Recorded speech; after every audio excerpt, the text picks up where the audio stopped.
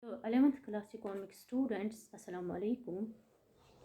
As told you in our previous lecture that liberalization, privatization and globalization are three major components, or we can say the elements of new economic policy of 1991.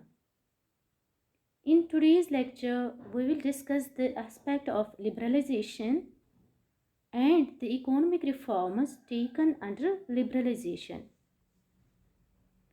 Dear students, liberalization means a movement towards a free market system, or we can say the loosening of government regulations in a country to allow for private sector to operate business transactions freely or with fewer restrictions. Coming to the liberalization of Indian economy, it means to free the economy from the direct or physical controls imposed by Indian government before 1991. Students, as already discussed, that before 1991, Indian government had put many types of controls and restrictions on Indian economy like industrial licensing system, foreign exchange controls, price controls on goods, import license, restrictions on investment by big business firms, etc. However, with the passage of time, it was experienced that several shortcomings had crept into the economy on account of these restrictions. These controls had breeded corruption and inefficiency in the Indian economy and consequently led to fall in economic growth of India. So, in order to make Indian economy more flexible and take it on a high growth path, economic reformers with liberalization as their main component were adopted to reduce restrictions and regulations by the government and thereby move the Indian economy towards a free market system.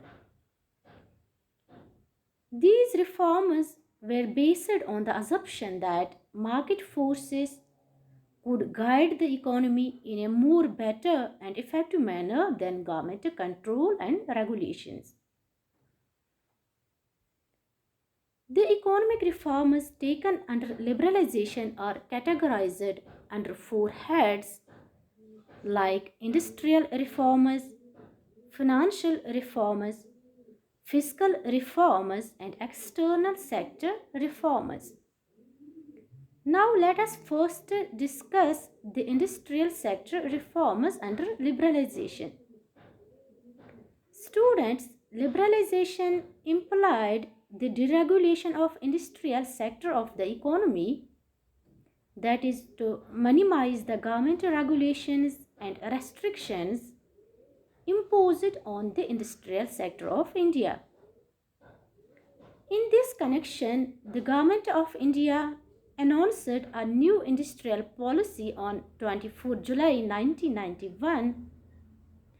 This new policy abolished the requirement of licensing except for only 6 industries, which are liquor, cigarette, defense equipment, industrial explosives, dangerous chemicals, and drugs and pharmaceuticals. With this, about 85% of the industry was taken out of the government licensing framework. Under a new industrial policy of 1991, the areas previously reserved for the public sector were narrowed down and greater participation by private sector was permitted in core and basic industries. Under the new industrial policy, the number of industries reserved for public sector were reduced from 17 to only 8. Rest all the industries were opened for private sector. At present, only two industries, that is railways and atomic energy, are reserved for the public sector. Students, under liberalization measures, Indian industries were given freedom to import capital goods, that is to buy machines and raw materials from foreign countries with a view to upgrade their technology and improve their efficiency.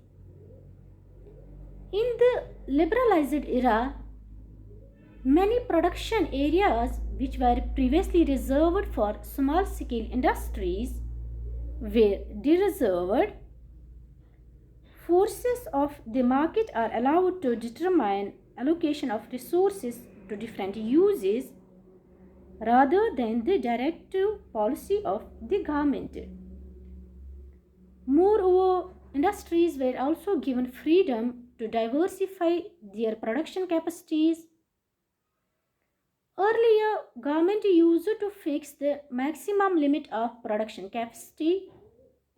No industry could produce beyond that limit. Now, the industries are free to decide their production by their own choice on the basis of market requirements. Now, coming to the financial sector reforms under liberalization, students' financial sector includes banking and non-banking financial institutions, stock exchange market and foreign exchange market. In India, financial sector is regulated and controlled by the central bank, which is known as the Reserve Bank of India. Liberalization implied a substantial shift in the role of the Reserve Bank of India from a regulator to a facilitator of the financial sector. Prior to liberalization, that is in the pre-reform period, Reserve Bank of India acted as a regulator of financial sector, and as a regulator, the Reserve Bank of India fixed interest rate structure for the commercial banks by itself. However, after liberalization, its role has been changed from regulator to facilitator. And as a facilitator, the Reserve Bank of India would only facilitate the free play of the market forces and leave it to the commercial banks to decide their interest rate structure. Or we can say now the competition prevails rather than controls. Now market forces rather than controls decide the interest rate structure, volume and pattern of investment. In connection of financial sector reforms, the Governor of Reserve Bank of India established the Narsimham Committee in August 1991 to recommend changes to the financial system. On the basis of recommendations of Narsimham Committee, it was proposed to cut down SLR, that is statutory liquidity ratio, from 38.5% to 25% within a time span of 3 years. Cash reserve ratio was also reduced from 15% to 10%, and market forces were allowed to dictate interest rates instead of the government. Banks were also allowed to relocate their branches and open up new branches. Free play of the market forces has thus led to the emergence of private bankers, both domestic as well as international, in the Indian banking system.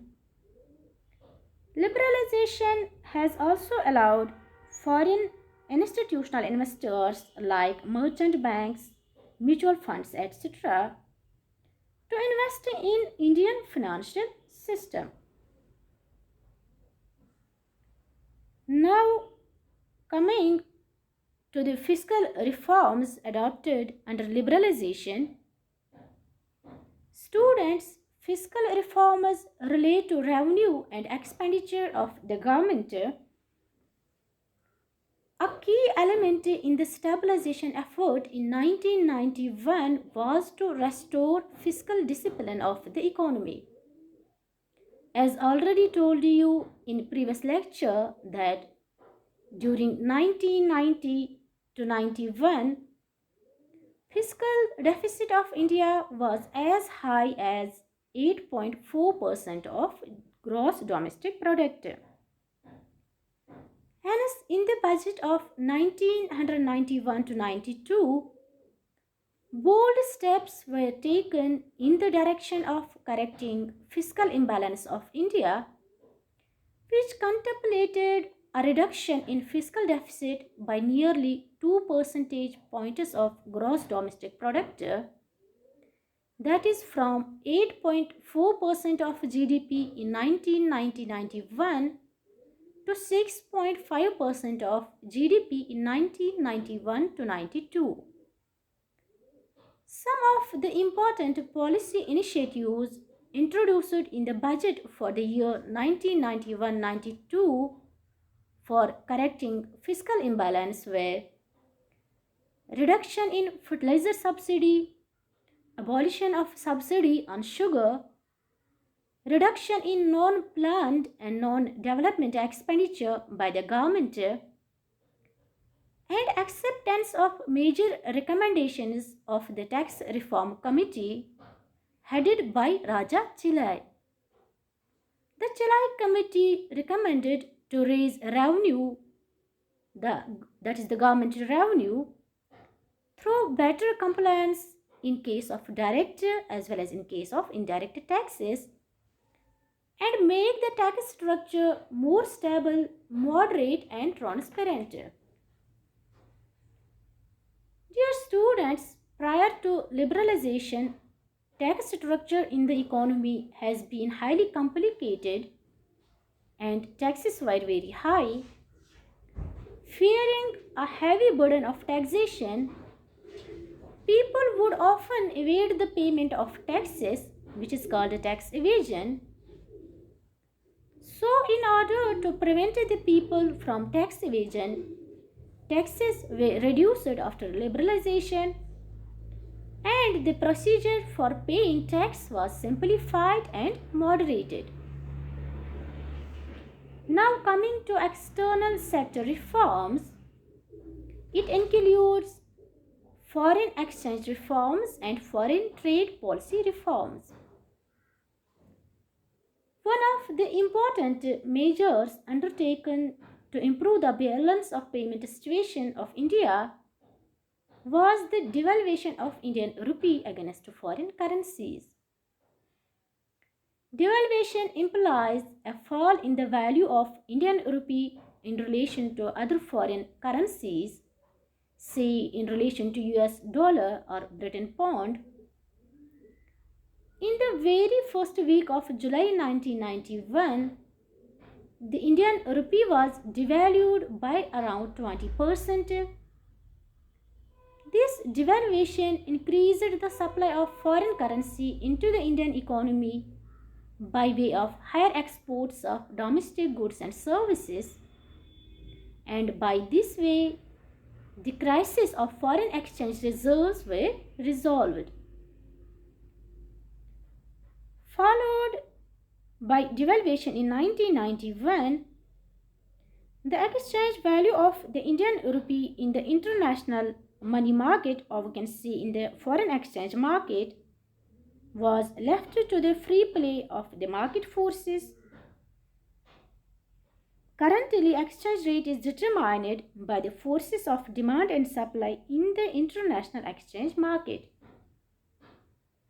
Under foreign trade policy, the main focus was on greater openness of Indian economy.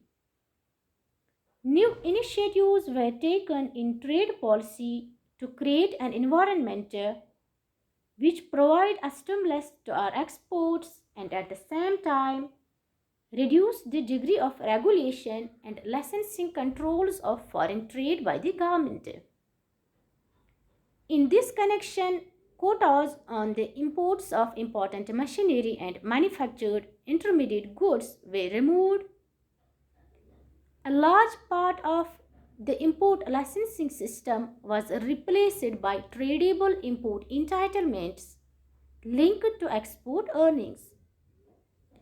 There was also a significant cut in tariff rates, with the peak tariff rate reduced from 300% to 150%.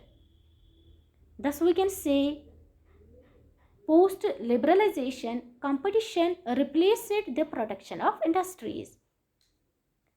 The government also took several measures to promote foreign investment in India.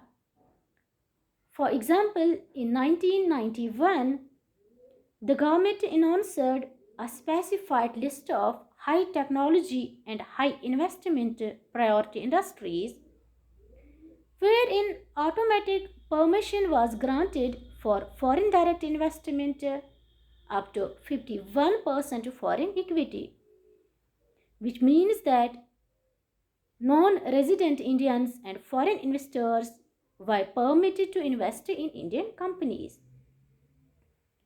The limit was then raised to 74% and subsequently to 100% for many of these industries. Moreover, many new industries have been added to the list over the subsequent years. Foreign Investment Promotion Board has also been set up to promote and bring foreign investment in India. So these were some of the reforms adopted by Indian government in 1991 to liberalize Indian economy. It is because of these reforms that we have seen a significant boom or rise in those areas that were liberalized.